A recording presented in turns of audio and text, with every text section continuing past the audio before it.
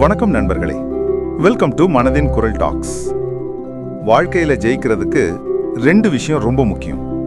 ஒன்று, என்னால முடியும்னு நம்ம மேல நாம வைக்கிற நம்பிக்கை. 2வது, எல்லாம் அவன் செயல்னு அந்த இறைவன் மேல வைக்கிற சரணாகதி. குறிப்பா சொல்லணும்னா, வேல் பிடிக்கும் கைகளுக்கு வலிமையை தருவது அந்த முருகன் அருள். ஆனால் அந்த வேலை இலக்கை நோக்கி குறிபாத்து எறிவது உங்களின் விடாமுயற்சி. கடவுளோட ஆசையும் நம்மளோட அயராத உழைப்பும் சேர்ந்தா எப்பேற்பட்ட தோல்வியையும் தூக்கி எறியலாம். அப்படி ஒரு இளைஞனின் கதை தான் இது. கார்த்திக் துடிப்பான ஒரு இளைஞன். சொந்தமா தொழில் செஞ்சு பெரிய ஆளா வரணும்னு அவனுக்கு ரொம்ப ஆசை. பல வருஷமா சேமிச்ச பணம், கொஞ்சம் கடன் எல்லாம் வாங்கி ஒரு கார்மெண்ட்ஸ் தொழில ஆரம்பிக்கிறான். ஆரம்பத்துல எல்லாம் நல்லா தான் போச்சு. ஆனா காலப்போக்குல தொழில்ல பெரிய நஷ்டம். நம்பினவங்க ஏமாத்திட்டாங்க. கையில இருந்த முதலீடு கரைஞ்சி போச்சு. கடன் தொல்லை கழுத்த நெருக்குது. கார்த்திக் எவ்வளவோ போராகி பார்க்கறான். ஆனா ஒவ்வொரு முறை முயற்சி செய்யும் போதும் இன்னும் அதிகமான சறுக்கல் தான் கிடைச்சது. ஒரு கட்டத்துல இனிமே என்னால முடியாது, இந்த தொழில மூடிடலாம், நமக்கு ராசி இல்ல போல அப்படின்னு முடிவு பண்றான். மனசு முழுக்க விரக்தி. அன்னைக்கு சாயங்காலம் மனபாரத்தோட அவன் வழக்கமா போற முருகன் கோவிலுக்கு போறான்.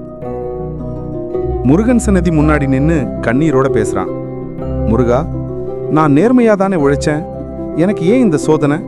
இனிமே என்னால எந்திரிக்கவே முடியாதா? எனக்கு வழியே இல்லையான்னு அழுதுகிட்டே கேட்கிறான். அப்போ அந்த சன்னதியில இருந்த அர்ச்சகர் கார்த்திக்கோட கலங்கிய முகத்தை பார்த்துட்டு பிரசாதம் கொடுத்துட்டு ஒரு வார்த்தை சொல்றாரு.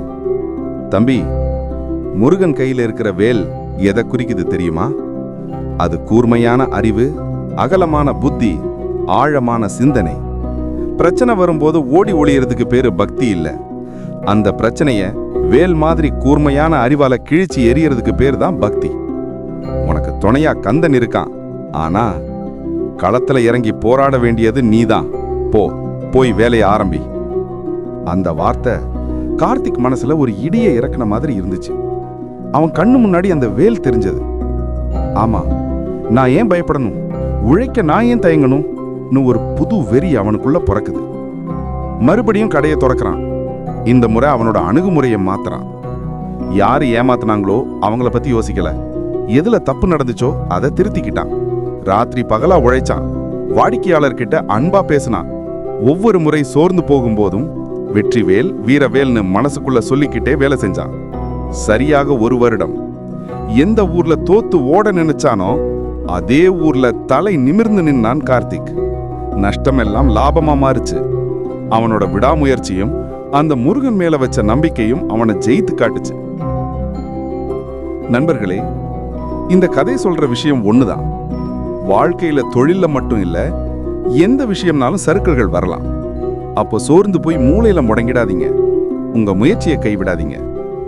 அந்த முருகன் துணை எப்பவும் நமக்கு உண்டு. ஆனா நாம முதலடி எடுத்து வச்சாதான் கடவுள் நம்ம கூட 100 அடி நடந்து வருவாரு. விடாமுயற்சியோட போராடுங்க, வெற்றி நிச்சயம்.